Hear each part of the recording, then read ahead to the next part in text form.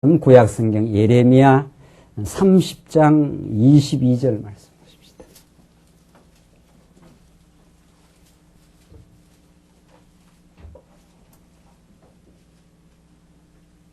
우리 하나님의 말씀 구약성경 예레미야 30장 22절 말씀입니다. 네, 찾으신 줄 알고 봉독드리겠습니다. 예레미야 30장 22절입니다. 너희는 내 백성이 되겠고 나는 너희 하나님이 되리라. 보라, 여호와의 노가 발하여 폭풍과 회리바람처럼 악인의 머리를 칠 것이라. 나 여호와의 진노는 내 마음의 뜻한 바를 행하여 이루기까지는 쉬지 아니하나니 너희가 말이래 그것을 깨달으리라. 24절까지 우선 봉독드렸습니다. 우리는 지금 예레미야 말씀을 통해서 구약 역사의 최종 결론과도 같은 하나님의 뜻을 지금 우리가 지금 살피고 있습니다. 예레미야서는 우리가 잘 알고 있는 대로 구약의 이제 거의 마지막 부분에 차지하는 역사의 배경 속에 하나님이 선지자 예레미야를 통해서 지금 말씀을 주십니다. 하나님께서 아브라함에게 언약하셔서 이제 자손도 번창케 하고 땅을 정복케 하고 그 땅에서 한 큰 나라를 하나님께서 이루어 주시겠다. 신약 시대로 말하면 예수 그리스도를 통해서 하나님의 나라를 이루시겠다. 그의 의와 그의 나라를 구하라 하는 것이 그런 뜻입니다.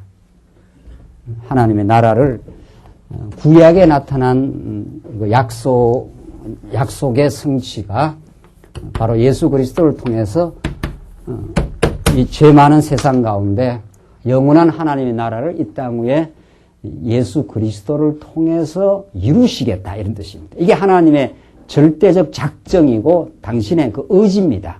이 의지를 아무도 막을 수가 없고 이 작정은 언약의 방식으로 표현되고 반드시 이 땅에 이루어집니다.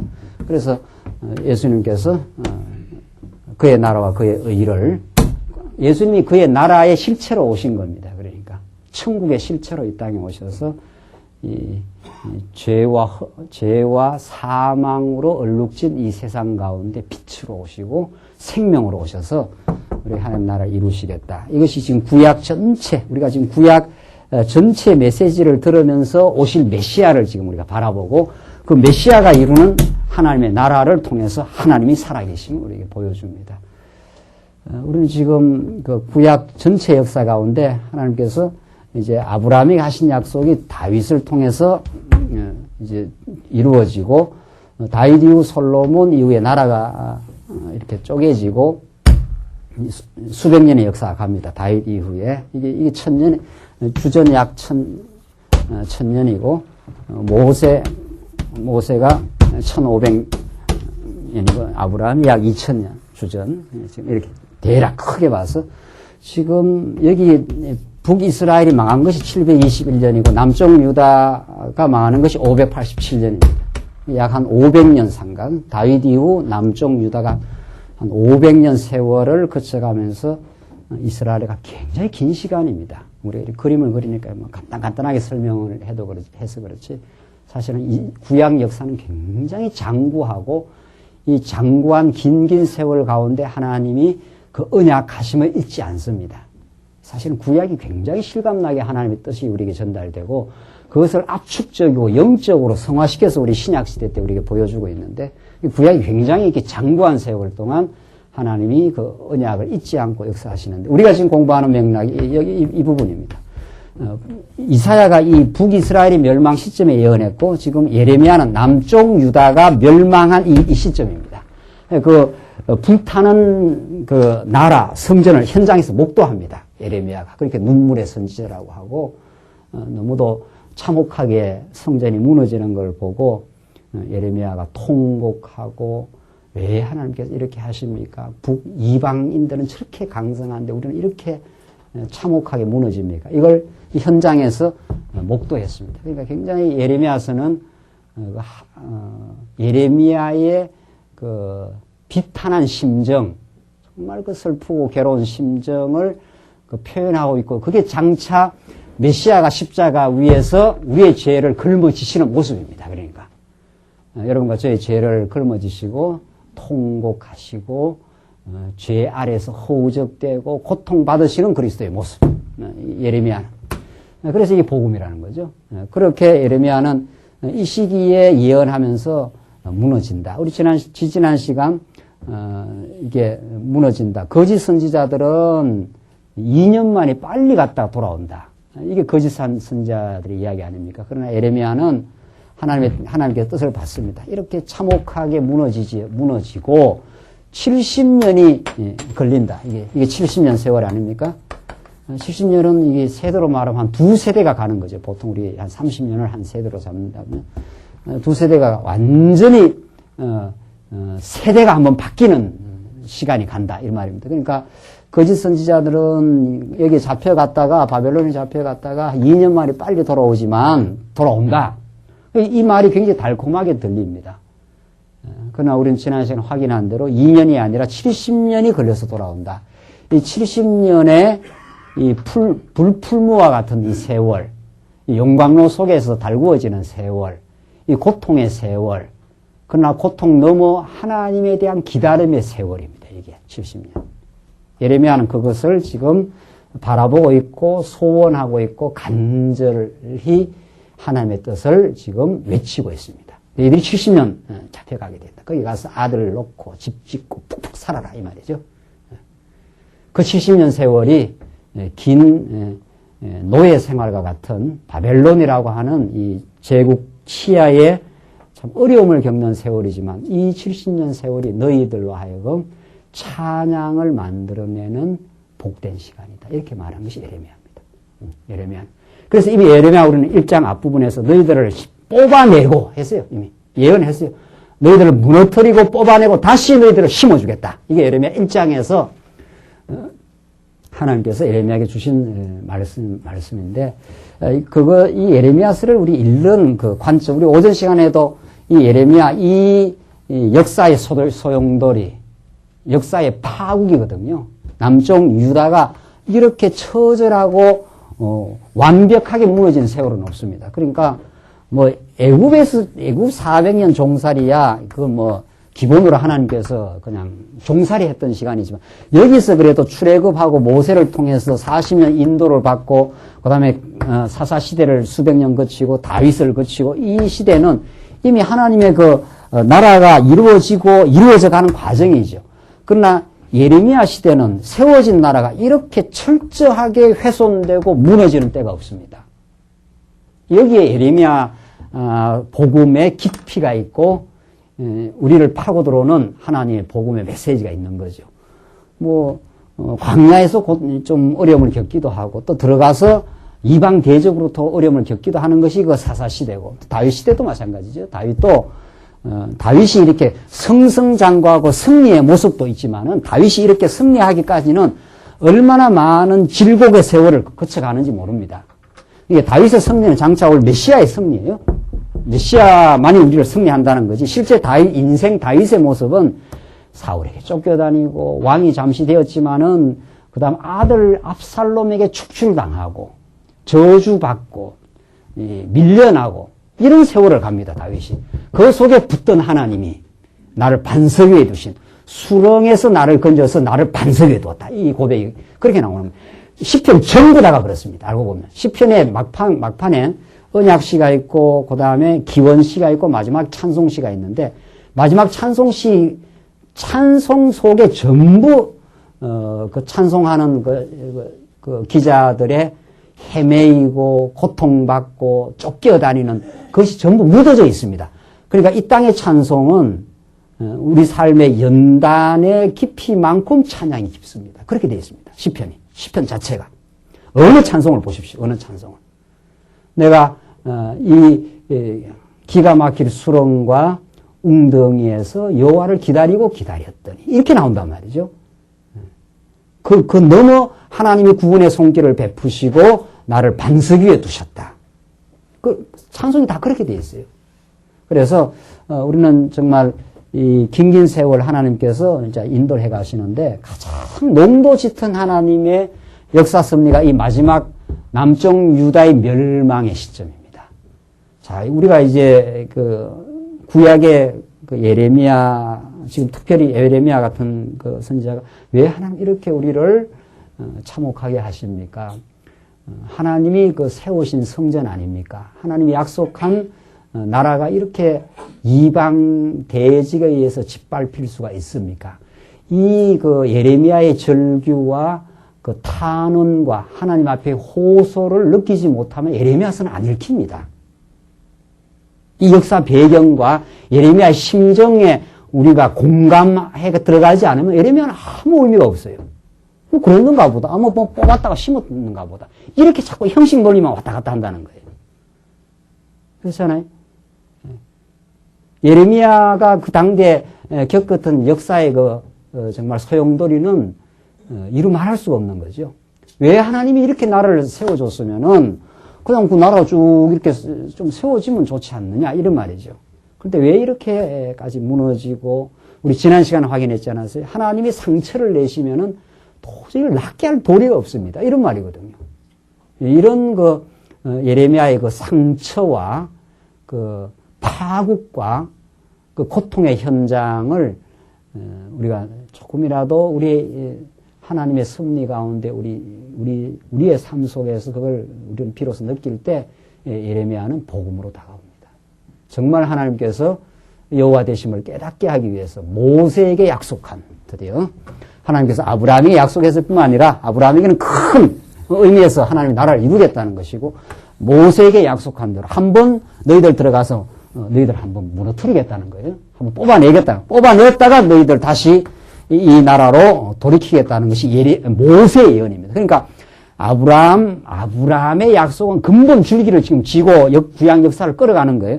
이 뭐 말할 것도 없이 하나님의 그 작정을 전제하는. 그리고 우리가 성경을 볼 때 하나님의 작정이라는 게 그렇게 중요해요. 하나님의 계획대로 이끌어가는데 어떻게 나라를 이루어 주겠다는 건데 어떻게 이루어 주는가? 무너뜨렸다가 세운다. 이 지금 그 말이에요. 모세 언약이. 그래서 이 모세 언약을 우리가 아브라함 언약 그 다음에 전개되는 모세 언약을 우리가 기억할 때라야 우리의 삶의 무너짐과 세워짐을 의미를 우리가 알 수 있고 뽑혀냄과 새로 갖다 심으시는 하나님의 그 역사를 그것이 장차 전부 그리스도 안에 이루어져서 죄 없으신 그분이 죄 있는 육신의 모양으로 오셔서 십자가에서 못 박히시고 절규하고 엘리 엘리 라마 사막다니 왜 하나님 나를 이렇게 저주하는 듯이 버리시나이까라고 하는 그 예수님의 고통스러운 절규 속에 여러분과 저희가 거기에 같이 못 박힌 거죠. 우리의 죄악을 걸머지시고 박히심. 그게 우리한테 복음으로 와닿을 때 우리는 참 하나님의 그 사랑을 느끼게 되고 우리 오전 시간 참 우리 에베소서 지금 역사 똑같아요. 예레미야서는 우리는 우리 스스로를 변화시킬 수 없는 예레미야 표현대로 말하면 그 죄가 우리의 그 표범이 그 반점을 바꿀 수가 있느냐 말이죠. 구수 여인이 자기 피부색을 바꿀 수가 없다는 거예요. 그 예레미야의 그 인간 죄에 대한 통렬한 지적 말이죠. 흑인이 그 구수 여인이 그 흑인이거든요. 흑인이 자기 피부를 바꿀 수가 없잖아요. 뭐 아마 씻고 씻는다고 피부가 바뀌는 게 아니에요. 표범이 그 반점을 바꿀 수가 없다는 거예요. 그 불가능하다 이 말이에요.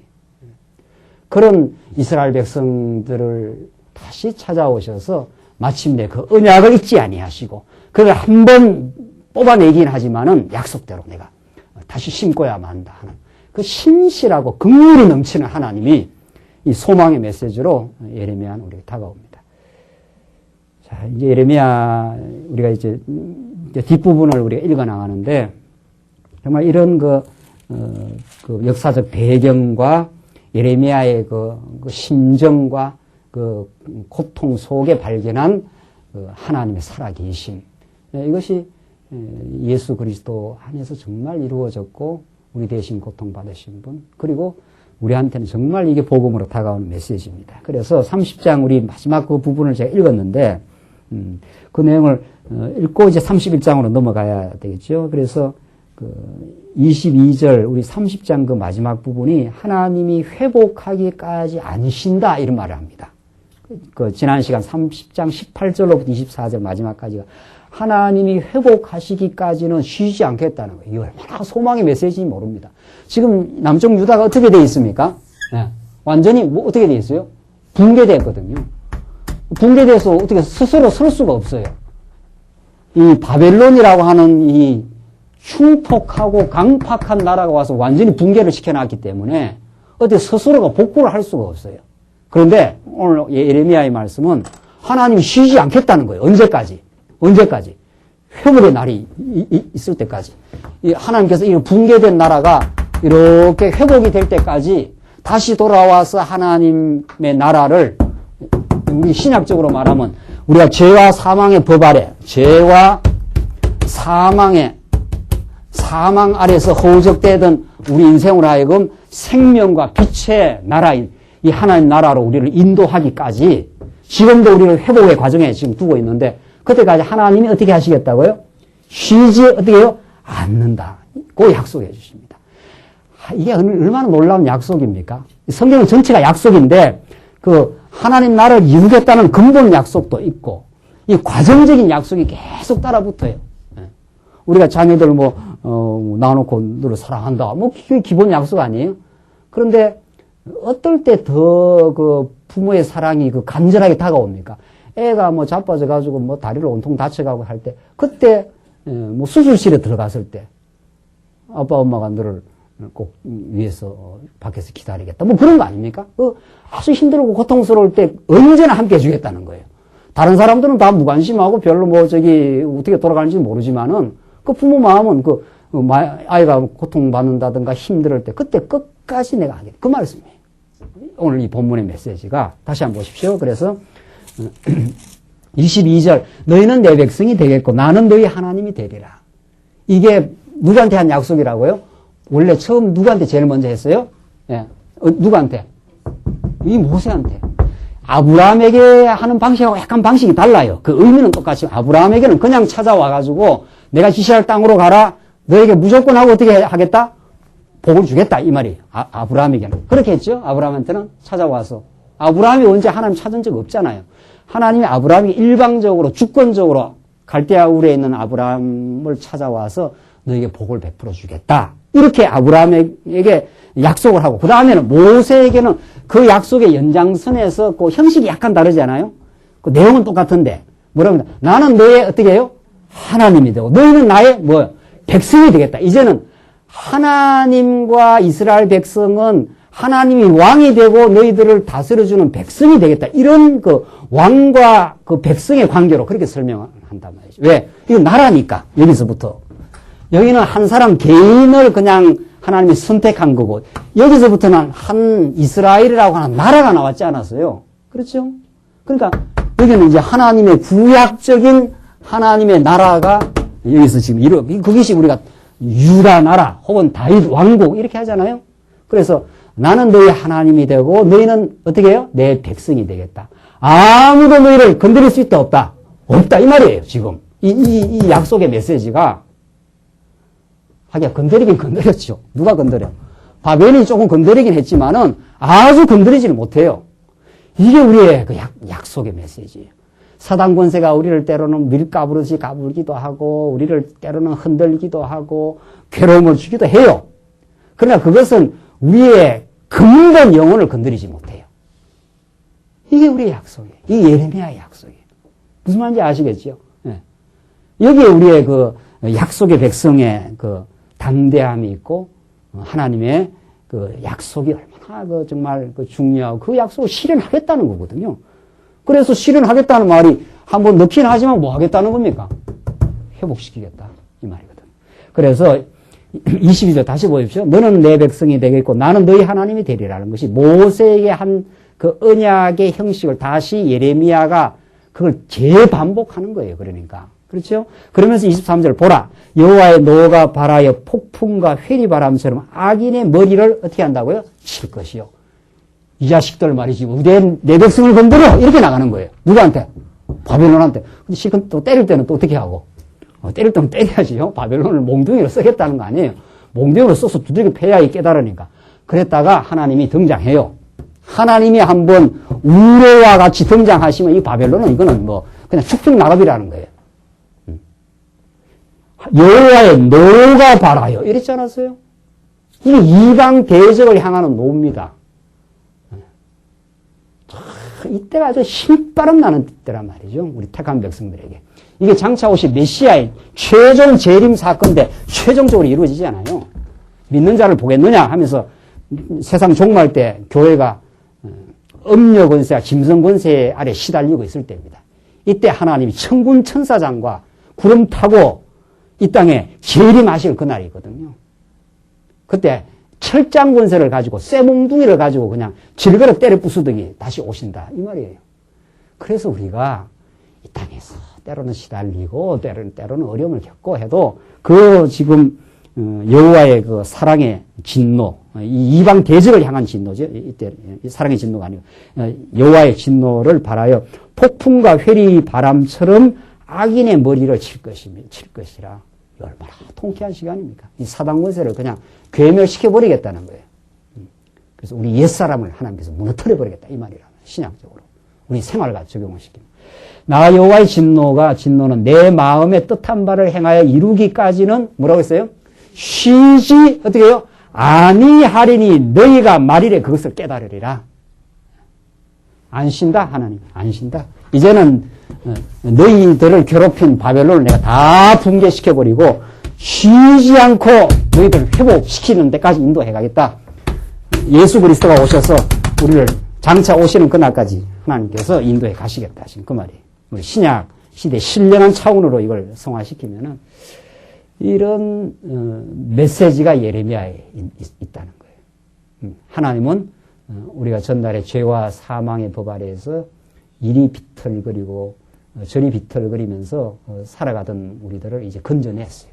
건져내고 성장을 향해서 지금 하나님께서 계속 우리를 쉬지 않고 인도하신다. 31장 보시면 계속해서 이 31장 구원의 즐거움을 약속합니다. 이게 회복의 과정, 이 참혹한 무너짐의 과정을 거친 이후예요. 그러니까 십자가 없이 부활은 없는 거지요. 그렇지 않아요. 네. 우리는 부활의 주님을 만나기까지 예수님이 십자가라는 고통을 치른 거 아닙니까? 지금 오늘 31장에서 구원의 즐거움을 약속하는 것도 마찬가지예요. 네. 무너지고 회파되고 불타는 그래서 깡그리 아주 절망적 상황을 거쳐가지만은 그러나 반드시 하나님은 쉬지 않고 구원의 즐거움을 약속해 주겠다. 1절 6절까지가 이스라엘을 다시 세워 희락과 풍요를 누리겠다. 이제 돌아오는데 첫 번째가 회복의 과정인데 희락과 뭐예요? 희락과 뭐라고요? 풍요입니다. 희락, 풍요를 거시겠다. 나와 여호와가 말하노라. 그때 내가 이스라엘 모든 가족의 뭐라고 해요? 하나님이 되고 그들은 내 백성이 되리라. 또 약속이. 그래서 이게 모세에게 준 언약 공식이거든요. 예. 아브라함에게 준 거하고는 조금 각도가 다른 의미가 같지만은 계속 이 메시지가 계속 반복돼요. 예. 너희들은 죄를 범하여서 다 멸망받아야 마땅하지만 나는 너에게 언약의 하나님으로 등장하겠다. 지금 그 말이란 말이죠. 2절 나 여호와가 이같이 말하노라. 칼에서 벗어난 백성이 광야에서 은혜를 얻었나니. 이게 무슨 상황입니까?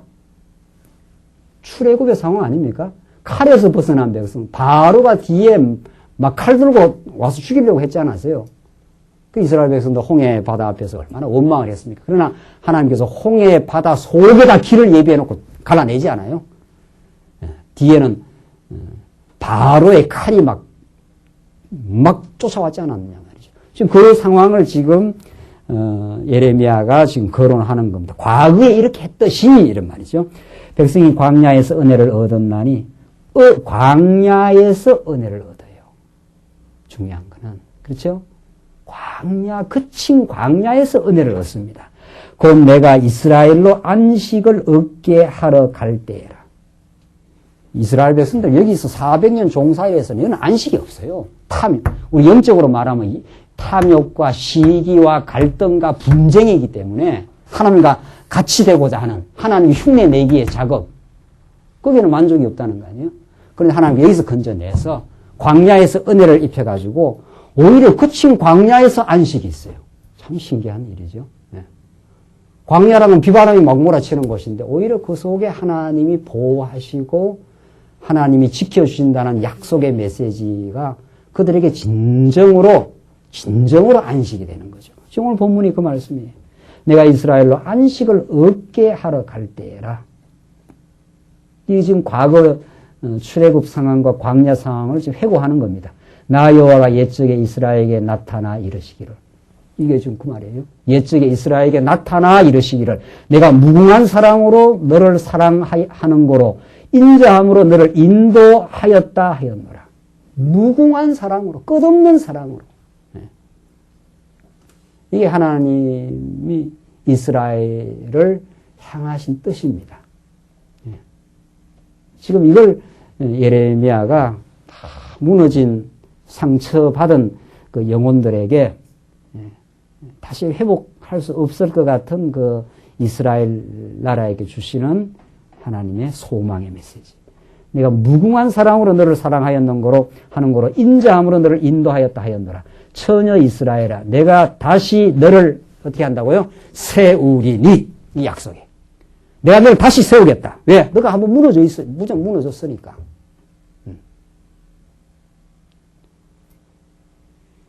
그러니까 무너지고 세워질 때 그 감격은 이루 말할 수가 없는 거거든요. 내가 세움을 입을 것이요. 내가 다시 소고로 너를 장식하고. 소고 뭐예요? 이 작은 북 아닙니까? 북. 이 즐거움을 표현하는 거예요. 소고로 너를 장식하고 즐거운 무리처럼 춤추며 나올 것이며 내가 다시 사마리아 산들에 포도원을 심되 심는 자가 심고 그 과실을 먹으리라. 자, 회복의 표지가 뭐냐면 우리가 지금 회복되어 간다는 표지가 뭐예요? 희락과 즐거움과 뭡니까? 풍요입니다.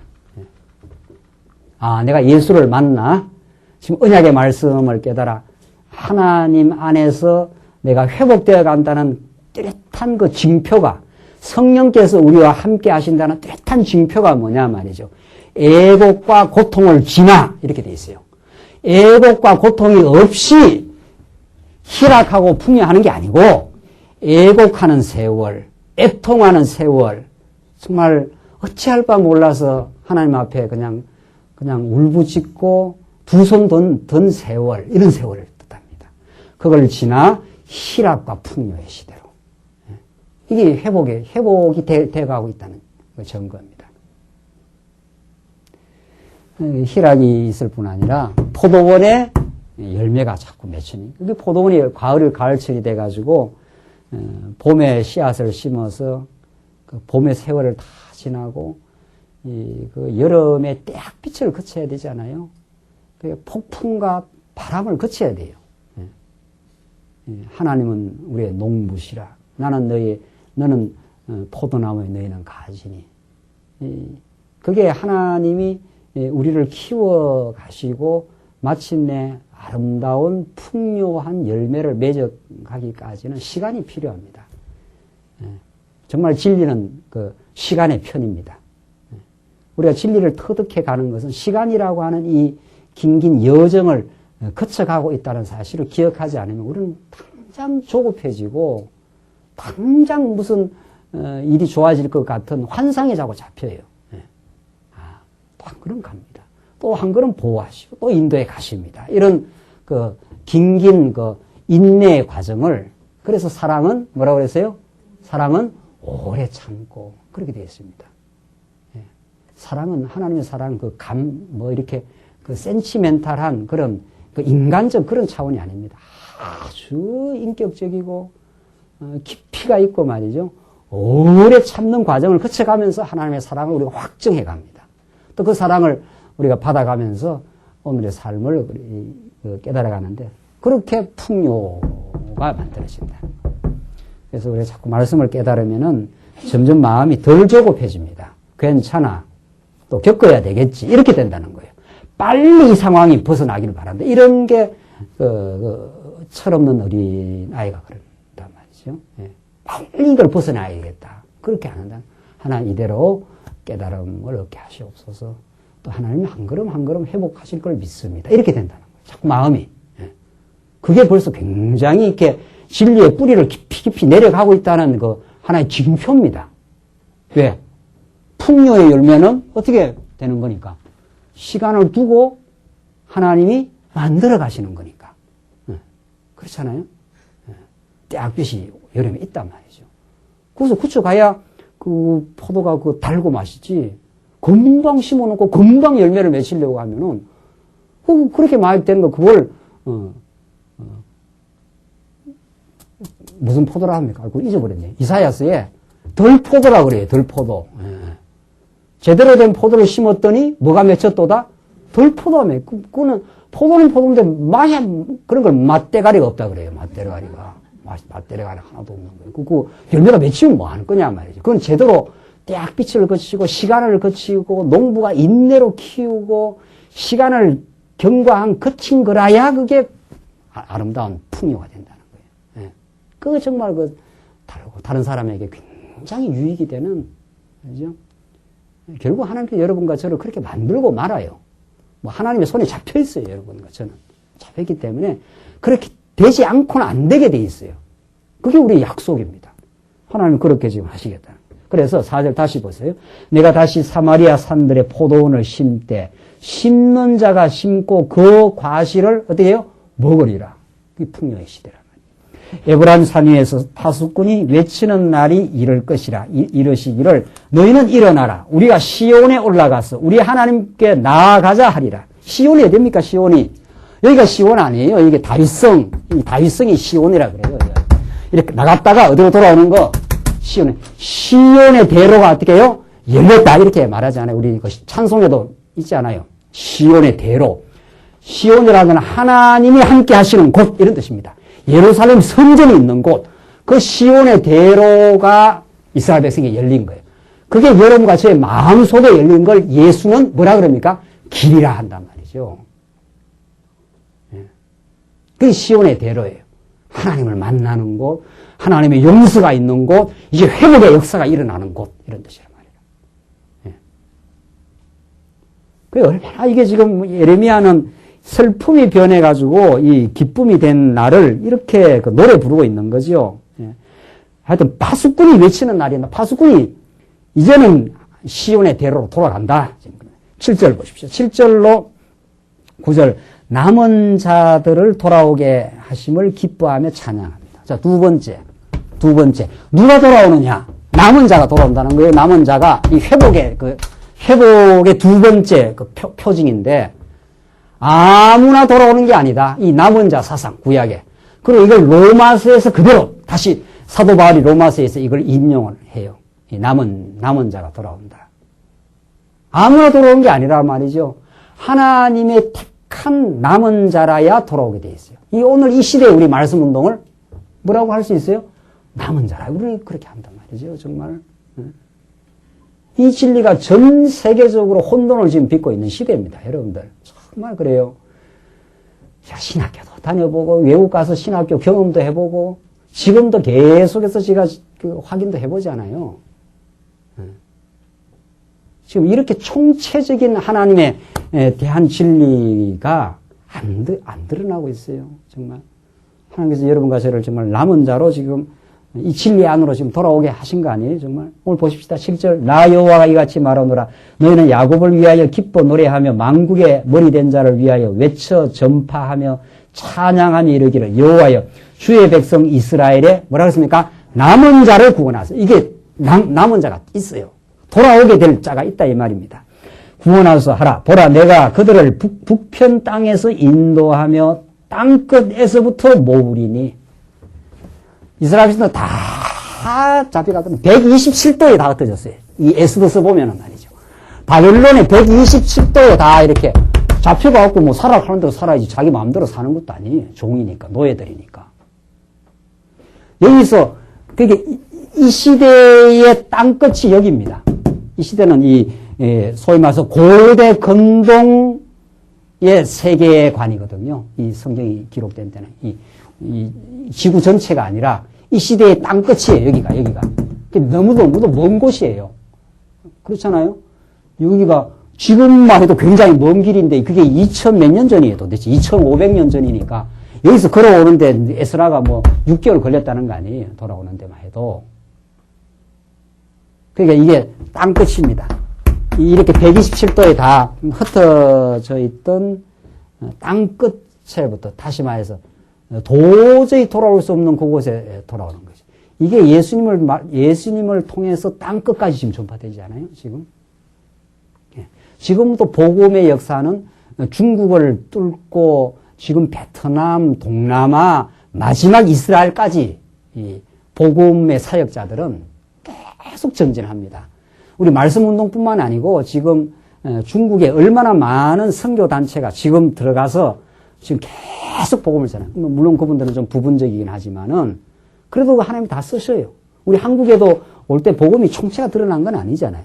부분적인 복음을 듣고 우리가 점점 하나님께 더 밝히 이제 드러내시는 역사를 하는데 이 하나님의 그 기묘한 역사 말이에요. 중국 지하교회로 지금 파고들어가는 여기저기서 제가 소식을 듣는데 말이죠.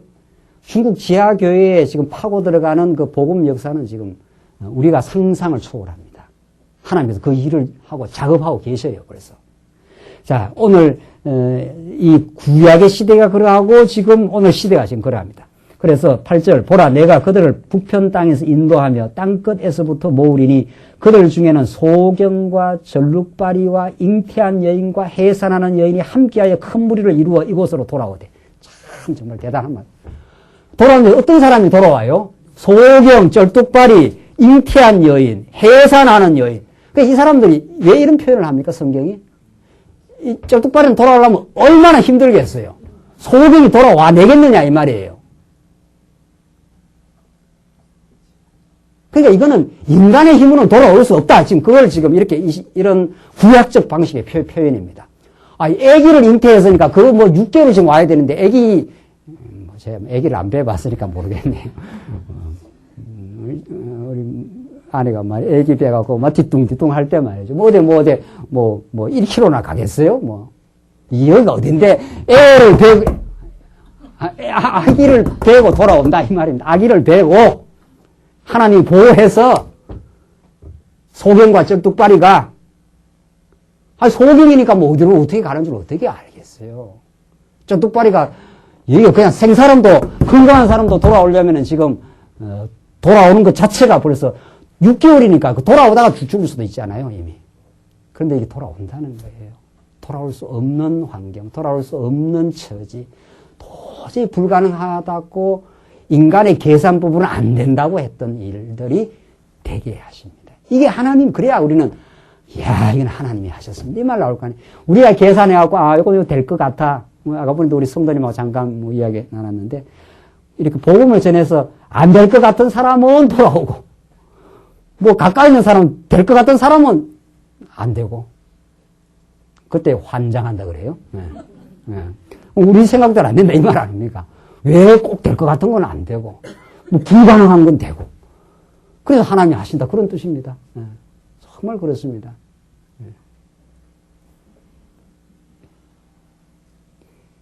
알고 보면 오늘 이 본문의 말씀이 우리 삶 전부입니다. 전부. 소경과 절뚝바리가 지금 6개월이 저 먼 곳에서 무슨 수로 돌아오느냐 말이죠. 아이를 뵌 사람이 어떻게 돌아오겠어요? 건강한 사람도 지금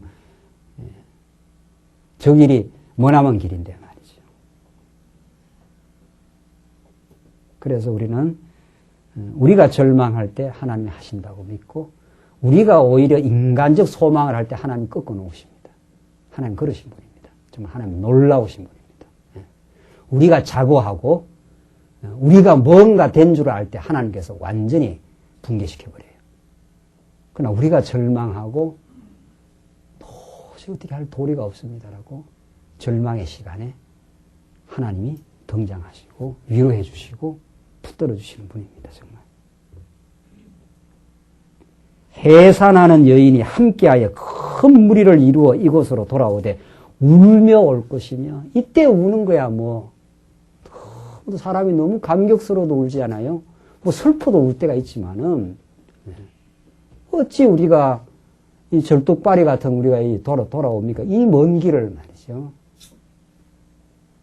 정말 하나님 우리의 감정을 잘 아시고, 감정을 통해서 정말 하나님 그 큰 그 사랑을 우리에게 가르쳐 줍니다. 울며도 올 것이며, 그들이 나의 인도함을 입고 강구할 때 내가 그들로 넘어지지 아니하고 하숫가의 바른 길로 행하게 하리라. 넘어지지 않겠다. 쩔뚝발이가 오다가 넘어질 가능성이 많지 않아요.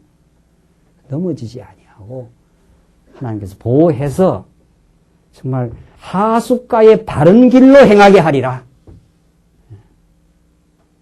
정말 복음의 메시지예요, 이게. 나는 이스라엘의 아비요 에브라임은 나의 장자니라. 계속 아버지와 아들 관계를 이게 열거해요. 오늘날 여성신학자들이 이게 빗나간 여성신학자들이 하나님 아버지라 왜 아버지라고만 하느냐 이거야. 하나님 어머니 뭐 하나님 고모 이렇게 하던가 말이죠. 이렇게 그 여자도 대단하다 이거야. 뭐 여자 대단한 줄 알아요. 뭐 제가 익히 알고 있어요. 그런데 왜 하나님을 아버지라고만 하느냐 이거야. 정신 나간 사람들이에요. 하나님 아버지라 해야 돼요. 아버지의 표상이라는 건 대단한 거예요, 사실은. 네, 뭐 어머니도 중요하지만 하나님 아버지 했을 때는 이 주권을 가지고 있다. 아버지는 뭐 뼈가 부서지도록 고생한다. 뭐 이런 뜻이에요. 네. 아버지는 그 강직하고 자식의 일을 위해서 고생한다. 이런 메시지가 아주 강렬합니다. 뭐 물론 어머니는 이제 따뜻하고 모성애적으로 그렇게 또 사랑하는 측면이 있지요. 그러나 하나님은 정말 아버지라는 표상이 정확하게 맞아떨어져요. 1차적으로. 왜? 하나님은 주권자거든요. 역사를 지배하고 너희 놈들 너 바벨론 너 가만 안 놔둔다 이 말이거든요.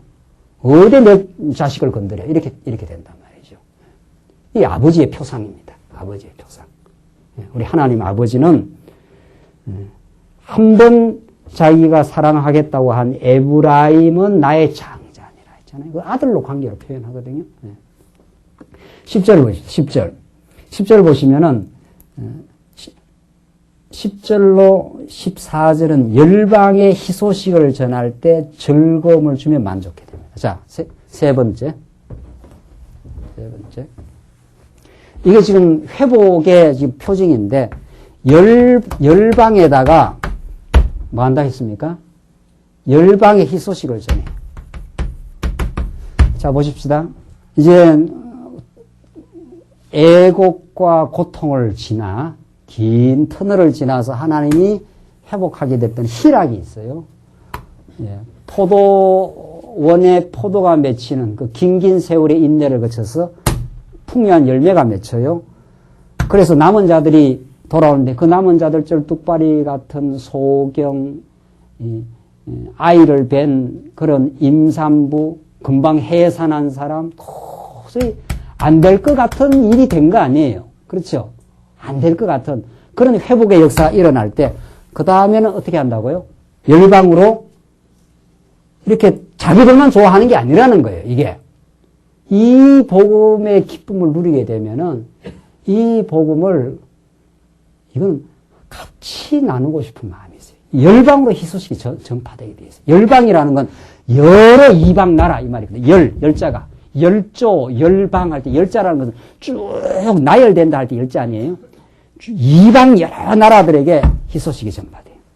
10절 보십시다. 열방이여 너희는 나 여호와의 말을 듣고 먼 섬에 전파하여 이르기를 이스라엘을 흩으신 자가 그를 어떻게 해요? 모으시고 흩으시고 어떻게 하시는 분? 모으시는 여호와예요. 모으시고 목자가 그 양무리에게 행함같이 그를 지키시리로다. 여호와께서 야곱을 속량하시되 그들보다 강한 자의 손에서 구속하셨으니. 그렇지 않아요? 그들보다 강한 사람들이에요. 바벨론이 강하지 않아요. 그들의 손에서 하나님 구원해내기 때문에 이게 하나님이 하신다고 깨닫는 거죠. 우리는 할 수 없는데 하나님이 하신다는 거예요.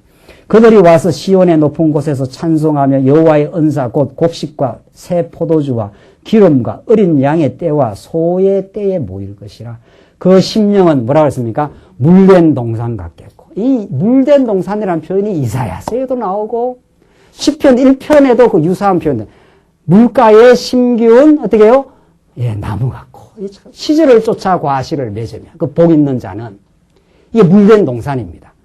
물이 찰랑찰랑 이게 되어 있고 거기에 뿌리가 이렇게 닿아 있기 때문에 그 진액이 물기가 전부 다 나무로 올라가니까 그게 얼마나 생명력이 있겠냐 이 말입니다. 그렇죠. 그게 지금 회복의 징표입니다. 우리가 예수의 말씀을 듣고 이 언약의 말씀을 듣고 우리가 그 물가에 심겨온 나무, 물된 동산처럼 물이 꽉 차 있는 저수지에서 물이 철철철철철철 이 표현을 어떻게 해야 좋을까요? 그 물이 철철철철 흘러나갈 때 얼마나 풍요하고 그것이 그 물을 접하는 사람들마다 그게 에스겔의 환상에 나와 있습니다. 에스겔의 환상에. 이제 끝나고 에스겔을 또 배우시겠는데 그 생명수 강가가 계속 흘러가는 곳에 생명이 살아나는 역사가 난다는 거예요. 그 에스겔서에. 촉촉촉촉 물이 흘러나가는 모습이에요. 자, 회복의 날이 오면은 희락하지요. 풍요하지요. 남은 자가 돌아오지요. 그 열방으로 이 즐거운 복음. 정말 고통을 받는 영혼들, 죄에 시달린 영혼들에게 희소식이 전달된다는 거예요. 그 소식이 심령은 물된 동산 같겠고 다시는 근심이 어떻게 해요? 없으리로다 할지어다. 아주 담대하게 되고요. 예. 하나님이 한번 우리를 무너뜨리긴 하지만은 아주 무너뜨리는 분이 아니야. 이걸 확정해버린 사람들이에요. 이제 돌아온 사람들은. 다시 시련이 있다 하더라도 우리는 영원히 뽑히지 않아요. 이렇게 된 사람들이라. 그러니까 근심이 싹 사라져버린 거예요. 근심. 근본적인 차원이 이게 지금. 우리가 살다가 이런 근심 저런 것이 없는 사람이 어디 있겠어요. 사는 게 다 근심 덩어리인데 그러나 오늘 이 본문의 말씀은 물된 동산 같겠고 근원적인 차원에서 이제 하나님이 나와 함께 하신다는 확신을 얻은 사람들. 그때는 처녀는 춤추며 즐거워하겠고 청년과 노인이 함께 즐거워하리니 이게 막 한 덩어리가 된 표현이에요. 처녀는 막 춤추며 뭐 즐거워하는 거죠. 춤추며. 네. 우리 지난 바자회 할 때 막 상대편이 막 지옥에 들어가니까 막 이렇게 좋아서 춤추고 난리가 났어요. 춤추고 막 흔들어대는데 즐거워 죽겠는가 봐요. 네. 좋으면 춤춘다는 거 아니에요? 이 춤이라는 게 굉장한 기독교 문화적 차원이 있습니다. 정말. 말로 사상으로 다 증거 못하는 걸 유신치야 말기 때 말이죠. 어느 한 교수가 춤으로 그 시대의 정신을 표현한 적이 있어요. 그게. 그 춤이라는 게 너무 답답하고 힘들 때 그 말로 다 표현 못하는 걸 그 몸짓으로 하는 게 춤인데 그 춤이라는 건 굉장한 예술입니다. 굉장한 예술이에요. 알고 보면은. 그 요상한 춤 그런 거 말고 말이죠. 어디 가서 저 시큼큼한 데 들어가서 뭐 하는 거 그런 거 말고 진짜 춤. 예술적인 춤. 그 백조의 호수 뭐 이런 거 있잖아요. 그 춤은 굉장한 예술적 표현입니다. 정말 인간이 즐거우면은 춤추고 싶은 거거든요. 그게 육체적인 즐거움도 있지만 정말 우리의 심령에 춤추는 거죠. 참 정말 하나님 이렇게 우리를 돌아오게 하셨습니다. 그래서 이 심령의 춤이라는 게 있습니다. 정말 그 춤은 굉장한 그 상징인데 우리 즐거움에 처녀는 춤추며 즐거워하겠고 청년과 노인이 함께 즐거워하리니 나오잖아요. 청년과 노인이 세대 차이가 많이 나는데 함께 즐거워한다는 거예요. 이게 정말 중요한 거 아니에요? 이게 한쪽은 우는데 한쪽은 즐거워하면 그게 지옥이라 그래요. 그게 지옥이라 그래요. 그렇게 될 수가 없어요. 우리 천국의 표상은 한쪽이 괴로우면 같이 괴로워하고 한쪽이 회복이 돼서 즐거워하면 참 잘 됐습니다. 이렇게 그렇게 같이 회복하고 같이 즐거워하고. 오늘 이런 본문의 말씀이 천국이 어떻다는 것을 예수 안에 우리가 산다는 게 어떻다는 그 감각이 오십니까? 네, 감각이. 내가 그들의 슬픔을 돌이켜 어떻게 하고 즐겁게 하며 그들을 위로하여 근심한 후에 어떻게 해요? 기쁨을 얻게 할 것입니다. 인생사에서 날마다 즐겁기를 바라겠어요. 그거 아니에요. 항상 기뻐하라 하니까 항상 기뻐하라는 말을 깊이 이해해야 됩니다. 저도 그것도 참 고민은, 제가 이 고민이 많지 않아요. 그 말씀을 깨달아가는 과정에서. 그런 말씀도 잘못 들으면 말이죠. 굉장히 올무입니다. 항상 기뻐하라 했으니까, 야, 나는 살다가 항상 기뻐하는 게 아니라 고민스럽고 힘들 때가 많은데, 그럼 그 말씀하고 잘 안 어울리는 것 같잖아요. 여러분도 그 말씀 어떻게 이해하십니까? 참, 제가 말씀 하나님께서 깨닫게 하시면서, 하나님께서 여러 가지 경험을 거치게 하면서 말씀을 깨닫게 지금 하고 계시는데, 살다 보면은, 이 인간적으로 고민하고, 또 고민까지는 안 하더라도 육체적으로 힘들 때가 있어요. 어떨 때는 정신적으로 고민을 안 하지 않으면 안 되는 상황이 부딪힐 때도 있고, 실제로는 육체가 힘들 때가 있어요. 이 세상살이 자체가. 지난주에는 우리 석재 엄마가 독감이 걸려갖고 아파하고 한 일주일 내내 아프니까, 아이고, 제가 이거 누군지 밥 해대야지, 애 학교 보내야지. 그 보통 힘든 게 아니더라고요. 두 사람 건사하기가 힘들어요. 한 사람이 옆에서 다운이 돼가 있으니까. 나중에 제가 하다 어제는 입술이 다 터지고 말이죠. 예. 그거는 뭐 신앙하고 관계없는 거 아니에요. 제가 신앙이 조금 있는 사람 아니에요. 그래도. 말씀을 좀 깨달으니까. 그렇죠? 여러분 눈에는 그렇게 안 보입니까? 신앙이 전혀 없습니까? 제가 신앙이 좀 있는 사람이라도 힘든 거 힘들어요. 제가 두 사람을 섬기려니까, 하나는, 학원도 잘 안 가고 말이죠. 한 번씩. 그 사람도 내가 섬겨야 되니까 그것도 챙겨야 되니까 힘들고. 한 사람 또 아파하고 또 바짝 누워 있으니까. 그것도 제가, 그 두 사람, 그렇지 않으면 제가 아주 거분하게 다니지 않겠어요? 근데 두 사람이 발목을 잡고 있으니까 말이죠. 나중에 입술도 터지고 말이죠. 고단하더라고요. 그래서 어제 누구 찾아오신 분한테, 인생이 다 그런 거 아닙니까? 하고 지나갔는데 말이죠. 왜 그래 좀 힘들어 보인다 이 말이에요. 입술이 왜 그래 터졌느냐.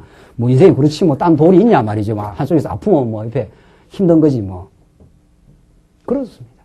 예. 그런 거예요. 그러면, 오늘 이 본문의 말씀 어떻게 여러분들이 이해합니까? 항상 기뻐하라 했는데, 기뻐하기는 지금 누룽지 끓여야 되고 말이지, 일도 해야 되고 말이죠. 설거지도 해야 되고, 이 판인데. 거기다가 설교 준비도 해야 되고, 또 내일까지 글을 또 마감이래. 또 신문 글은. 그래서 어제 밤늦게 또 신문 글 써야 되니까 말이죠.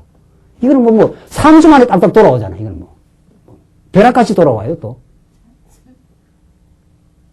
그러니까 이게 고단한 거예요. 이게 육체가 감당하기가 한쪽에서 건강하고 척척 헤쳐나가면은 훨씬 그 힘이 덜한데, 한쪽에서 그렇게 아프기 시작하면은 그걸 다 감당을 해야 되니까. 안 살 바에는 말이지 모르지만, 같이 살려면 감당해야지 별 도리 있나요? 즐거움으로도 하지만 괴로움도 합니다. 잘 들어요, 누구 한 사람. 다 좋아서만 하는 게 아니. 같이 살라니까 할 수 없지, 그런데 이 말씀 어떻게 여러분들 이해합니까? 여러분들은 고달프고 힘들 때가 없습니까? 있어요. 천하 없이 신앙이 좋아도 있는 거예요. 그러면 항상 기뻐하는데 나는 이게 지금 힘이 들고 한데 항상 기뻐하라. 모순이 딱 생긴단 말이죠. 성경에는 항상 기뻐하라 했는데 내가 지금 기뻐할 상황이 아니란 말이죠. 힘드니까. 고단하니까. 여러분들 이 말씀을 어떻게 이해합니까? 내가 고민 많이 했습니다. 내가 적어도 목사인데 말이죠. 어떤 어려운 일에 닥치면 아주 하나님께서 목사를 한번 연단시키겠다 이렇게 작정하면은요. 벌벌벌벌 깁니다. 그냥 땅바닥을 기어요. 그럴 때 내가 이 말씀을 참 많이 고민했습니다. 어떻게 해석해야 되나? 이건 그냥 어두운 터널을 지금 가고 있는데 말이죠.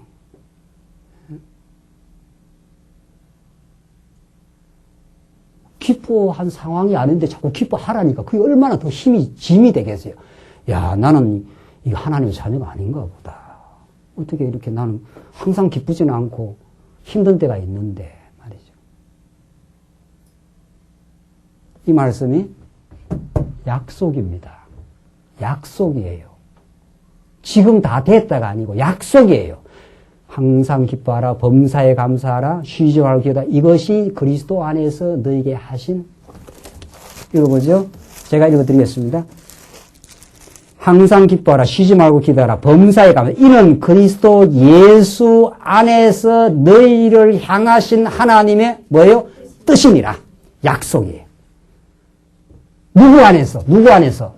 그리스도 예수 안에서 준 약속이에요. 육신은 고달플 수가 있는 거예요. 그렇죠? 육신이 하나도 안 고달프고 그냥 기쁘고 행복하다 이런 말이 아니에요. 이게. 그 뒤에까지를 읽어야 될 거 아니에요. 뒤에까지를. 너희를 향하신 그리스도 예수 안에서 너희를 향하신 하나님의 뭐라고요? 뜻이에요. 약속이에요. 그 약속이니까 하나님께서 지금 이루어 가겠다는 뜻이고 점점 이루어 가고 있는 중이에요. 과정적인 말씀이에요. 계시적인 말씀이에요. 그렇죠? 하나님이 지금 해나가고 계시는 거죠. 그러니까 제가 저를 기준으로 이야기하십시다. 뭐 그래야 분명하니까. 제가 힘들고 고달파도 그 와중에도 소망과 신령한 깨달음을 그래도 얻어가고 있죠. 그러니까 설교도 할 거 아닙니까? 완전히 다운됐다 그러면 설교를 못 할 거 아니냐 말이죠. 완전히 낙심을 했다라든가. 그럼 설교 자체를 못 하겠죠. 그러나 힘들고 어려운 길을 가도 하나님이 그리스도 안에서 우리들을 향하신 약속된 뜻이기 때문에 그 약속을 이루어 가신다 안 가신다? 가고 있는 중이에요. 지금. 그렇게 봐야 되지 이 말씀을. 그렇죠? 그러면 소망이 있죠. 맞아. 하나님은 예수 안에서 기쁨을 얻게 해. 육신은 고달파도 내가 예수 안에 있기 때문에 새로운 회복이 일어나고 밀어나갈 수 있는 힘이 나오는 거죠. 그렇습니다. 오늘 이 본문이. 괴로움이 없다 이런 뜻이 아니에요. 이 말씀이. 오히려 괴로움이 많습니다. 이 세상은. 괴로움과 시련이 있으되 예수 그리스도 안에서 우리를 묶어놨기 때문에 하나님의 자녀로 만들어놨기 때문에 기쁨의 열매를 향해서 가고 있다. 이런 거 아멘 해야 안 되는 거야. 아멘. 이런 건 아멘. 이런 거 아멘. 이게 아멘이란 말이죠. 그래야 이게 소망이 있지. 나는 지금 괴롭고 힘든데 자꾸 기뻐하라 그러면은 기쁘지도 않고 지금 고달파 죽겠는데 지금 삶이. 직장에서 쫓겨날 수도 있고 애가 아파서 병원에 실려갈 수도 있고 말이죠. 인생이 오만상 지금 위험투성이게 이 인생인데 뭐가 이 땅에 대로 같은 일이 있습니까? 무슨 하나님 일이. 이게 해결되면 저게 터지고 저게 터지면 저게 터지고 계속 인생은 문제투성이 속을 지금 가고 있는데 그런데 항상 기쁨을 무슨 수로 하느냐? 기뻐하게 되고 있어요. 점점. 예수 안에서 된다는 거예요. 예수 안에서. 하나님의 약속이요. 이걸 지금 이루어가고 있는 과정이에요. 그래서 이건 농도로 봐야 되고 지금 점점 만들어가고 있다 말이죠. 참 그렇게 이 말씀을 보고 나니까 얼마나 이게 소망이 되는지 몰라. 맞습니다. 나는 하나님께서 어려움을 겪어도 이 밑바닥을 헤매고 있어도 하나님께서 나를 버리지 않을 것이요. 예수 안에서 언약했기 때문에 나와 함께 해줄 것이요. 어려움을 없애주겠다. 이런 말은 성경에 하나도 없어요. 어려움 중에서 너희를 위로하겠다 그랬지. 어려움 중에서 기쁨을 주겠다 그랬지. 언제 어려움을 하나도 안 해주겠다. 이런 말도 없어요. 왜? 우리가 지금 그대로 가고 있으니까. 여기가 애굽이고 여기가 뭐니까. 참 우리 교회 이름 하나 잘 지었네요. 정말. 여기가 어디예요? 여기가 여기를 가고 있지 않아요. 세상 여기를 가고 있으면서 내한테는 어려움이 없기를 바란다. 이런 거 환상이라 그래요. 그런 광야는 없어요. 세상에. 그런 건 없다고요. 절대로. 그거는 우리네들 세상 모르는 유치원 애들이나 그렇게 생각하지 인생을 조금이라도 살아본 사람은 그런 생각은 안 하는 거예요. 점점 이제.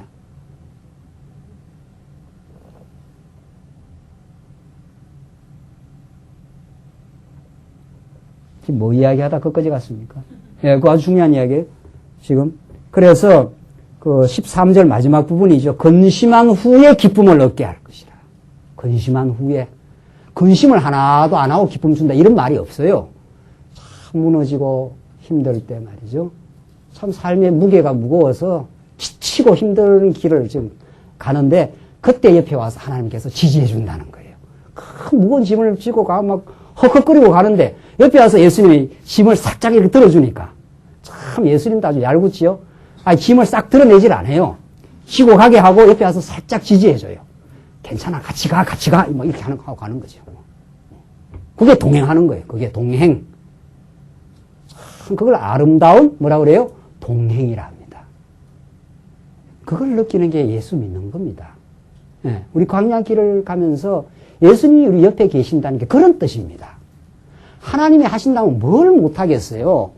여기서 답싹 들어가고 어디로 데려가면 됩니까? 가나안 땅으로 데려갈 수 있잖아요. 그렇게 안 해요. 그렇게 하면 하나님을 못 배웁니다. 여러분과 제가. 그러니까 이걸 지금 통과하게 하잖아요. 그런데 우리는 아직도 말씀을 깊이 모르고 너무 또 고통스러우면은 자꾸 이걸 피하고 싶은 거지요. 그래서 어디로 가고 싶어 해요? 네. 이쪽으로 가고 싶어 하는 게 아니라 이쪽으로도 가고 싶어 하니. 환장할 노릇이네 또. 이쪽으로 아이고, 막 돌아갈랍니다. 막. 여기는 그냥 죽도록 좋은 종살이는 해도 밥 먹는 거는 뭐 다 보장이 되어 있는데 이러고 앉아있다고 우리가. 이게 참 우리 신앙의 길이 즐겁기도 하고 정말 깨달으면 즐겁기도 하고 깨달음이 없을 때는 참 만만한 건 아닙니다. 정말. 왜? 이게 막 바람이 앞에서 막 맞바람이 불어치거든요. 그러니까 뚫고 나가는 힘은 예수와 함께 나갈 때 막 밀고 나가는데 막 바람이 치니까 이렇게 뒤로 가고 싶은 거예요. 아이고, 죽고 싶다 이 소리가 나오지. 딱 지구에서 하지 가고 싶다. 딱 내리고 싶다. 뭐 이런 마음이 든단 말이죠. 딱 하나님 안 계시면 딱 그냥 여기서 죽고 싶단 말이죠. 뭐 누가 지금 그런 걸 겪는지 모르겠어요. 그런 사람 다 있습니다. 다 있는 겁니다. 지금 오늘 주일날 딱 넥타이 메고 깨끗한 옷 입고 나와서 이렇게 있어도 실제 삶 속에 그런 때가 있습니다. 예. 그래서 15절 결론 지어 가십시다. 오늘 정말 회복을 하시는, 구원하시는 하나님이 지금 뜻을 지금 배우고 있는데, 그 요약을 하자면 열방에 희소식을 전한다 그랬지 않았어요? 열방에. 그래서 열방에 우리가 복음을 깨닫고 났을 때 참 이 복음이 우리에게 소망이 됐습니다. 라고 그 희소식을 열방 가운데 그렇게 이 기쁨의 소식을 전하는데 14절 안 읽었네요. 내가 기름으로 제사장들의 심령에 흡족해 하며 내 은혜로 내 백성에게 만족해 하리라 여호와의 말이니라. 내 은혜로 내 백성에게 만족해 하리라. 참 이런 그 만족의 복음을 경험한 남은 자들은 열방으로 어떻게 하게 되어 있어요? 전하지 않겠어요? 우리가 참 이 복음 오늘도 우리 성도님 직장에서 이렇게 CD 굽어가지고 그렇게 들으면서 옆에 있는 그 성도님한테 전했다는 거예요. 그래서 그 전함을 받은 사람이 목사님 한번 만나고 싶다는 거예요. 그래서 얼마나 그런 게 자꾸 일어나게 돼 있습니다. 이 복음이. 그래서 복음은 전파하고 이거 퍼져나가게 돼 있어요. 이 즐거움을 우리가 그냥 내 혼자만 이렇게 간직할 수 없단 말이죠. 그래서 15절로 20절까지는 징벌 후에 돌이키게 하여 긍휼히 여기실 것을 약속합니다. 자, 네 번째. 자, 요 흐름을 이렇게 한번 보십시오. 성경은 이 흐름이 있습니다. 흐름이 있고 내용이 아주 알찬데 징벌 후에 돌이키고 긍휼을 얻게 합니다. 자, 하나님께서 회복의 역사를 계속 일으켜 나가시는데 그 회복의 과정에 꼭 있는 것이 뭐라는 거예요? 징벌이라는 과정이 있습니다. 매를 때리는 과정이 있어요. 왜? 우리가 전날에 너무 하나님을 떠나갔고 우리가 내 중심으로 살았던 둔탁한 영혼을 따끔하게 때리는 게 있어요. 이게 징벌이 있습니다. 그래야 우리가 아차 하고 이렇게 깨닫고 돌아오는 거거든요. 하하, 이게 내가 너무 내 중심으로 살았구나. 이런 징벌이 있습니다. 이건 사랑의 징벌이죠. 네, 사랑이. 처벌이 아닙니다. 처벌은 법대로 처리하는 거죠. 만약 여러분과 저에게 법대로 처리하면 살아남을 자가 있습니까? 의인은 없나니 어떻게 해요? 하나도 없기 때문에 다 멸망이에요. 하나님이 처벌 안 합니다. 절대로. 아버지가 자식을 불러놓고 이 자식아 이 땅으로 공부하느냐 너는 처벌받고 심령징역이다 이렇게 안 한다는 거 아니에요. 처벌 안 하죠. 그래서 공부 안 해서 되겠느냐 권면하고 또 매를 때리고 깨닫게 하는 거죠. 징벌입니다. 이게 회복의 과정입니다. 회복의 과정에는 매 맞을 각오를 한다는 거죠. 우리가 매도 안 맞고 회복되고 이런 법은 없어요. 세상에. 또 매를 맞았을 때 참 아버지의 사랑을 깊이 느낍니다. 예. 그 관심 없는 놈은 안 때리거든요. 관심 없는데 그 뭐 보긴 하겠어요? 예. 관심이 있고 사랑에 관심이 있으니까 불러갖고 아우성도 치고 매도 때리고 하는 거 아니에요? 자, 우리 징벌 보십시다. 나 여호와가 이같이 말하노라. 라마에서 슬퍼하며 통곡하는 소리가 들리니 라헬이 그 자식을 위하여 애곡하는 것이라. 그가 자식이 없으므로 위로받기를 거절하는도다. 얼마나 아픈 사연이면 위로받는 것도 거절할 때가 있습니다. 참 성경 정말 대단합니다. 예. 우리가 너무 아프고 힘들면 누가 위로해 주는 것도 어떻게 해요? 싫을 때가 있어요. 정말 그런 절박한 절망의 상황이 우리가 거칠 수가 있습니다. 누가 그러니까 옆에서 이야기하기도 힘들어요. 워낙에 상황이 말이 아니니까. 그래서 우리가 위로할 뭐가 없다 그럽니까? 위로할 뭐라고? 말이 없습니다. 이럴 때가 있는 거 아니에요. 그냥 아프고 힘든 부분 보니까 그냥 아프고 힘든 걸 조금이라도 그냥 같이 들어줬으면 하는 마음이지 뭐라고 이야기하기도 어렵습니다. 지금 이스라엘 백성이 무너졌을 때가 그런 때입니다. 다 무너져 버렸으니까. 16절 나 여호와가 이같이 말하노라. 내 소리를 금하여 울지 말며 내 눈을 금하여 눈물을 흘리지 말라. 내 일에 가품을 받을 것인즉 그들이 그 대직의 땅에서 돌아오리라. 여호와의 말이니라. 내가 많이 울었는데 전날에 슬퍼하며 통곡하며 위로받기조차 거절하는 그런 참 절망의 상황을 거쳤지만 이제는 울지 마라. 이 말이죠. 예. 이제는 회복의 날이 있다. 지금 그 말이거든요. 17절 나 여호와가 말하노라. 너의 최후에 뭐가 어떻게 해요? 소망이 있을 것이라. 자, 이 아픈 세월을 거쳐갔지만 이스라엘 백성은 최후에는 돌아와서 소망이 있다. 이 최후 승리, 최후 소망이 우리에게 반드시 있다는 거죠. 너의 자녀가 자기들의 경내로 돌아오리라. 에브라임이 스스로 탄식하기를 내가 정령이 들었노니 이러기를 주께서 나를 뭐라 했습니까? 징벌하심에 하나님께 매 맞지 않는 영혼이 있느냐 말이죠. 예. 여러분과 저는 너나 없이 이런저런 우리의 죄악된 모습, 우리의 강팍하고 완악한 모습 때문에 매를 맞습니다. 예. 이런저런 매를 맞아요. 그게 경제적인 아픔일 수도 있고 육신의 질병일 수도 있고 옆에 사람을 통해서 올 수도 있고 말이죠. 여러 가지예요. 여러 가지. 마음의 공고일 수도 있고 말이죠. 주께서 나를 징벌하심에 멍에에 익숙지 못한 송아지 같은 내가 징벌을 받았나이다. 참 성경 표현 대단하네요. 이 어미소는 멍에가 익숙하지 않아요. 멍에 아시죠? 이렇게 돼 있는 거 있잖아요. 이런 거 소가 그 멍에를 딱 메고 이렇게 그 일을 하러 가지 않아요. 근데 이 송아지라서 이 멍에를 씌어 나오니까 이게 힘든 거예요. 이게 송아지는 이 멍에를 아직 메고 해보질 않았기 때문에. 그래서 갈팡질팡 하는 거죠. 갈팡질팡 매 맞으면서 말이죠. 참 성경 정말 표현이 이렇게 리얼할 수가 있나요?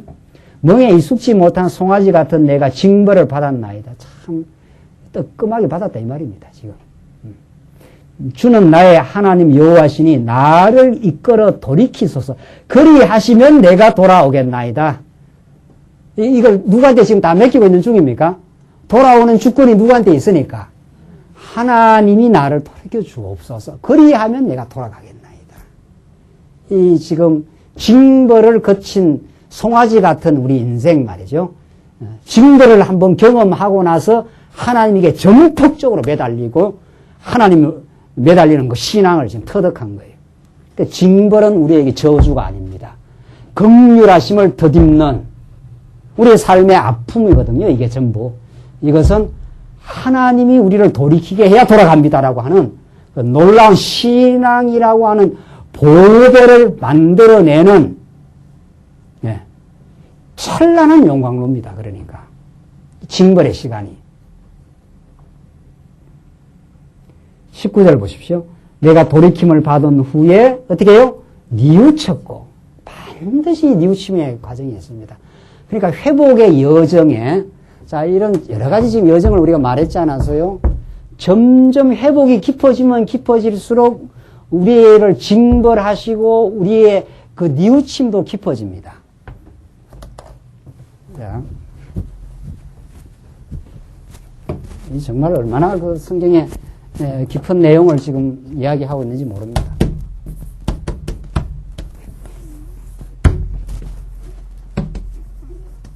탕자가 아버지 집을 떠났어요. 아버지 집을 떠났어요. 이 떠나는 과정은 자기가 뉘우칩니까? 안 뉘우칩니까? 안 뉘우칩니다. 떠나는 과정은. 뉘우치는 게 아니라 아주 자만합니다. 나 아버지 없이도 어떻게 해요? 잘 살 수 있어! 하면서 문 쾅 차버리고 나간 거예요. 자기 자만, 자기의, 여기에 사로잡혀 있어요. 한참 갑니다, 그게.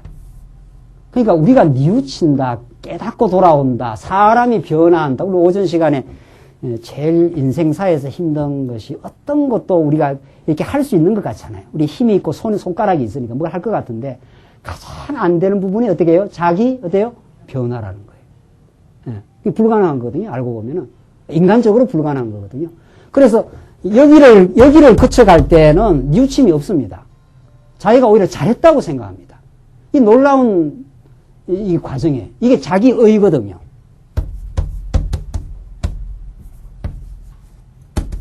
하나님을 떠난 인생은 자기의에 사로잡혀 있기 때문에 자기를 돌이킬 수가 없습니다. 그리고 자기가 뭐 잘못됐다고 깨달아야 돌이키죠. 잘못됐다고 생각을 할 수가 안 한다는 거예요. 그래서 이 과정에 한참 갑니다. 그러니까 내가 하늘과 아버지에게 죄를 얻어 싸우니라는 탕자의 고백은 어디서 나옵니까? 어디서 나옵니까? 이 밑바닥을 거치고 나옵니다. 거치고 돌아오면서 나옵니다. 그러니까 우리가 우리 자신의 내면을 깊이 깨닫고 내가 얼마나 자기의에 사로잡혀 있었고 내가 다른 사람 앞에서는 아이고 뭐 내가 잘못했지요. 뭐 내가 부족하죠. 이건 다 그게 더 변명일 수가 있습니다. 정말 하나님 앞에서 내가 어떤 존재였던가를 깨닫는 것은 한번 밑바닥을 쳐야 됩니다. 그렇죠? 치고 돌아오면서 탕자가 고백한 것이 하늘과 아버지에게 내가 죄를 얻었사오니 나를 종의 하나로 써 주시옵소서. 이렇게 되는 거죠. 그러니까 여기에 나갈 때 아직까지는 몰라요. 깊은 수렁에서 한번 무너지고 나야 자기를 발견하게 됩니다. 지금 그렇죠. 지금 예레미야가 지금 그 말을 하고 있는 거죠. 예레미야서로 말하면 이스라엘 백성들이 2년 만에 만약 돌아왔다. 하나야 선지자의 예언대로 2년 만에 돌아오면 깨닫겠습니까? 못 깨닫겠습니까? 어림도 없습니다. 어림도 없습니다. 70년을 거쳐야 돼요. 2년 만이라는 것은 하나야 선지자대로 만약 예언대로 되면은 여기 조금 갔다가 어떻게 해요? 이렇게 돌아와 버린 거 아니에요. 하나도 몰라요. 하나도 모릅니다. 자기가 누군지를 모릅니다. 내가 무엇을 행했는지를 모릅니다. 70년을 돌아야 돼요. 그래서 바벨론 70년을 살아야 돼요. 그래서 예레미야가 70년 간다 이 말이거든요. 그 70년을 거쳐서 자기의 그 견고한 자기의 성곽, 내가 뭔가 해왔다고 하는 자기 업적,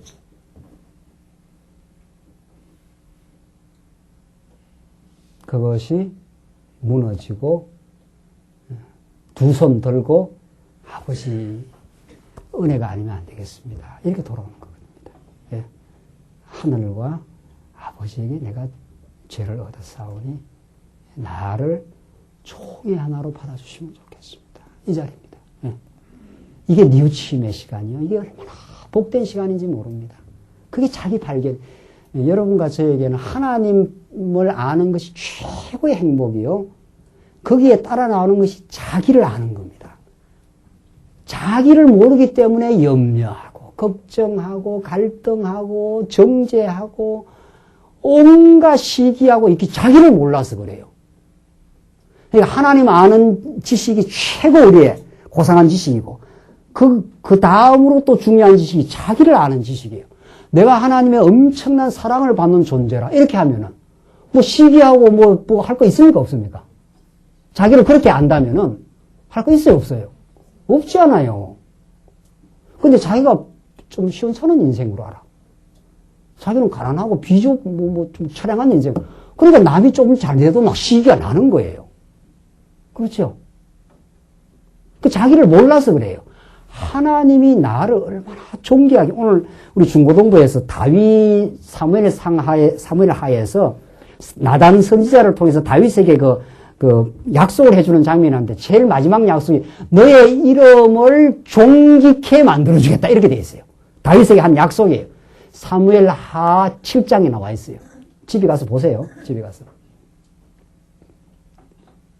너의 대적을 다 멸해주고 다윗에게 하는 약속입니다. 그게 다윗에게 하는 약속이 너의 대적을 다 멸해주고 너의 이름을 존귀하게 만들어주겠다. 이렇게 해요.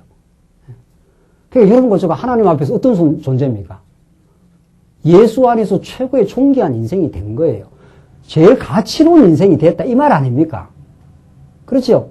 그러면 부러울 것이 있습니까? 없습니까? 아니, 지금이라도, 뭐 집에 가면 또 부러운 게 또 생길지 모르겠어요. 지금만이라도 세상 부러울 것 없다. 이렇게 되는 거예요. 그게 자기를 아는 지식이에요. 누구 앞에서? 하나님 안에서. 그게 뭐 세상의 지위라든가 세상의 부귀, 영화 아무 상관없는 거예요. 그건 뭐 있으면 있고 없으면 없고 그렇게 되는 거예요. 그러니까 우리 인생이 정리되는 거는 성경을 알아야 돼요. 하나님을 알아야 된단 말이죠. 하나님을 알면 자기를 알게 돼 있어요. 또 존귀할 뿐만 아니라 하나님이 안 붙들었을 때 나는 자기 의에 사로잡혀 있던 꽝이었다. 그렇게 여러분들 아십니까? 예. 나는 하나님이 아니었을 때는 자기 의에 사로잡혀 있던 완전한 죄인이었다. 그걸 정확하게 아십니까? 그러면 남을 볼 때 어떻게 봅니까? 남을 볼 때 어떻게 보겠어요? 그게 그 지식이 정확해졌으면 어떻게 됩니까? 남을 볼 때 정죄하겠어요? 안 하겠어요? 안 하지요. 안 하는 게 아니고 그걸 뭐라 그래요? 못하지요. 못합니다. 그 자기가 의롭다는 전제 아래서라야 남에 대해서 정죄하고 그렇게 합니다. 그렇죠? 그 정죄하고 나면 기분이 좋습니까? 그게 어둠의 유혹에 넘어갔다 이런 뜻이에요. 언제나 어둠의 유혹에 넘어가면 관계도 악화되고 자기 마음도 씁쓸하고 그 쓰디쓴 열매가 있습니다. 그게 어둠이 만들어내는 열매입니다. 그건 자기 지식을 제대로 못 깨달았고 궁극적으로 누구를 몰라서 하나님을 몰라서 그렇습니다. 이만큼 우리를 아는 게 중요합니다. 복음은 하나님을 알고 누구를 아는 것, 자기를 아는 것이란 말이죠. 내가 형편없는 죄인이었지만 이젠 내를 얼마나 예수 안에서 존귀하게 만들어 주셨는가.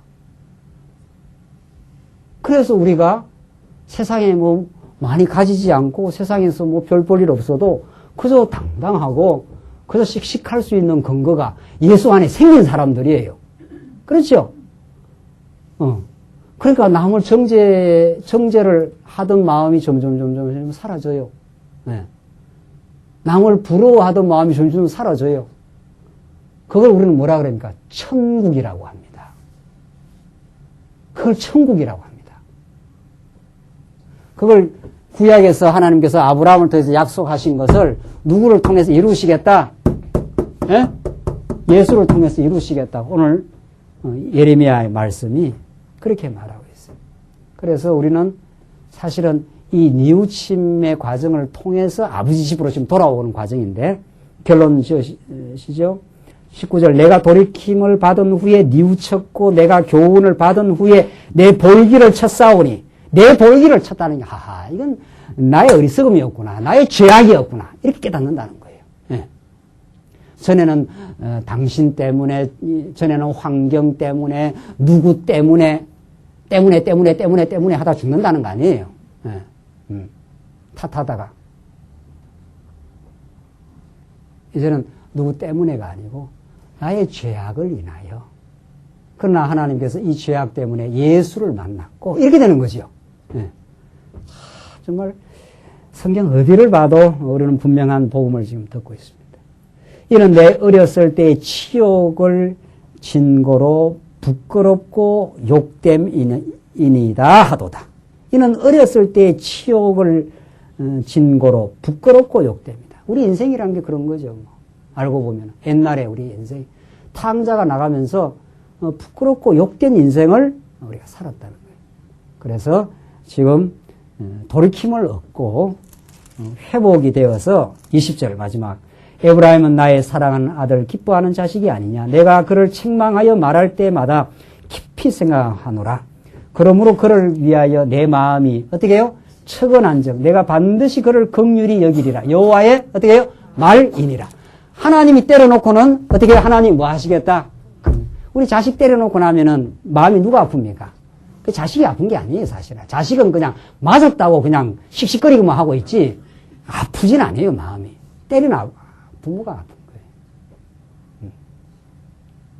참 정말 하나님이 우리를 그렇게 처근히 보시고 정말 맞고 우리가 힘들어할 때 그때 다가와 주셔서 위로해 주시고 우리를 붙들어 주시는 여호와 어떻게 해요? 하나님이. 오늘 예레미야서가 우리 이 하나님을 이 정말 복되고 놀라우신 하나님을 우리에게 전달해 주고 있습니다. 이 말씀이 우리의 삶의 진정한 해방과 기쁨이 되시길 바랍니다. 기도하십시다.